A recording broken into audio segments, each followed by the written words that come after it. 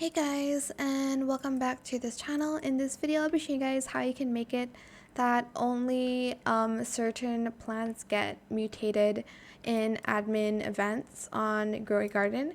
So for instance, you only want the bigger plants to get the rare mutations. You're going to want to harvest it every single time like a smaller fruit grows. If for instance I have like a big cocoa mango, but obviously it's not going to like grow just one plant. You're just going to use the harvest tool and make sure you favorite the big ones.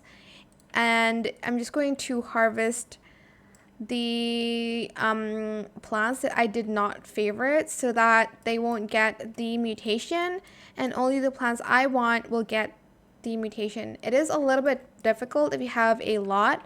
Like I have more than like one plant, as you can see, that I want the mutation on, but I still just harvest the smaller ones so that it will go to the bigger plants. So yeah, that's pretty much it really. I hope it was helpful for you guys. Don't forget to like, comment, share, and also subscribe to this channel if you haven't done that already.